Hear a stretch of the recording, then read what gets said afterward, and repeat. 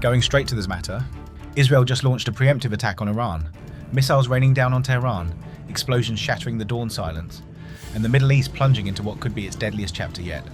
On this explosive morning of February 28, 2026, the world watches as two nuclear-armed rivals clash in a high-stakes showdown. Smoke is choking the skies over Iran's capital, a state of emergency locks down Israel, and global powers scramble to contain the fallout. We're diving deep. Real-time updates, eyewitness accounts, expert breakdowns, and visuals that bring the inferno to your screen. The target of this morning's attack was the entire Iranian regime, including Khamenei. Preparations are underway for the first 4 days of intensive joint strikes.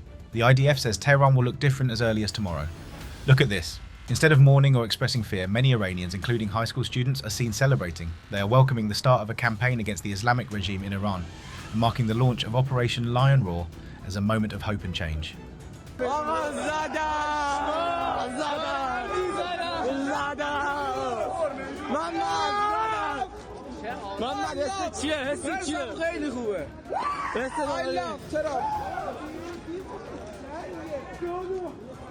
Reports are emerging of explosions near Mehrabad International Airport in Tehran. Initial claims suggest that Iranian President Masoud Pezeshkian may have been a target. According to early reports, Iran's Ministry of Intelligence was also struck, along with alleged Israeli airstrikes hitting the Tehran Judicial Palace and the Supreme Court complex in the capital. Senior officials within the Israel Defense Forces have confirmed that Israel's ongoing operation is aimed directly at Iran's political and military leadership, with the objective of dismantling the command structure of the Iranian regime.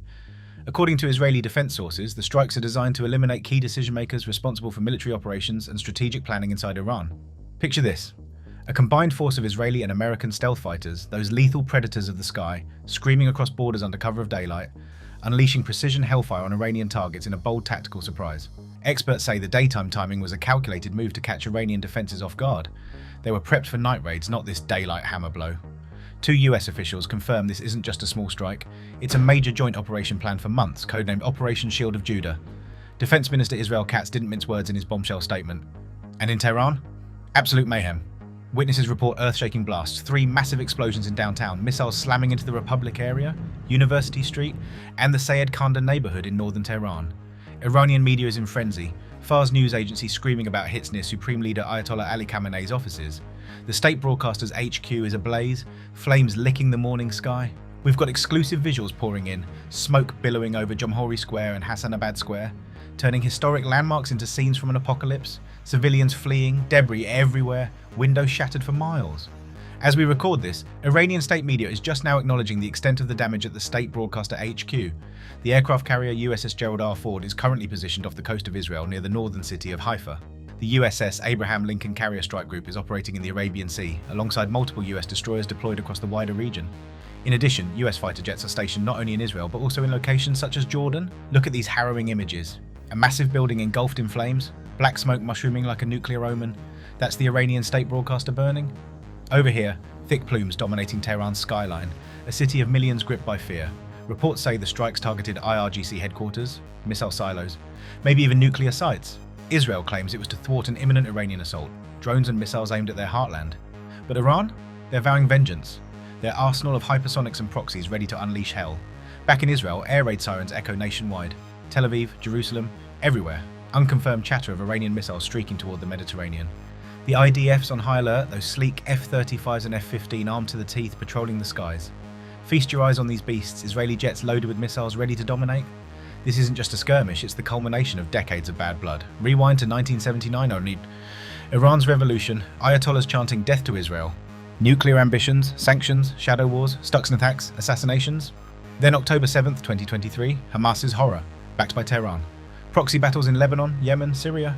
Tensions boiled over in a 12-day air war last June. Now, Israel strikes first, saying enough is enough. But why today? Intel whispers of an Iranian plot, enriched uranium, drone swarms targeting Israeli cities. Israeli Defense Minister Katz says they had no choice.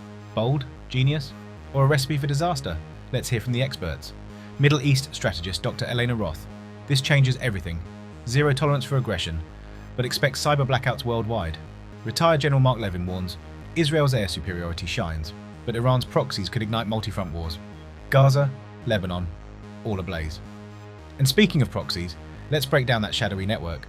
Iran's so-called Axis of Resistance, run by the IRGC's Quds Force, pumps over $1 billion yearly into groups like Hezbollah in Lebanon, the Houthis in Yemen, Hamas in Gaza, and Shiite militias in Iraq and Syria. These aren't just fighters. They're Iran's asymmetric warfare machine, 140,000 to 185,000 strong, armed with drones, missiles, and a playbook for calibrated chaos. But here's the twist. After Israel's 2023 to 2024 campaigns, Assad's fall in Syria last year, and our 12-day war strikes, this network's fractured. Supply lines cut, leaders killed, forces diminished. Hezbollah's rebuilding slowly under a shaky ceasefire. The Houthis still disrupt shipping in the Red Sea. But overall, they're more volatile and unpredictable now.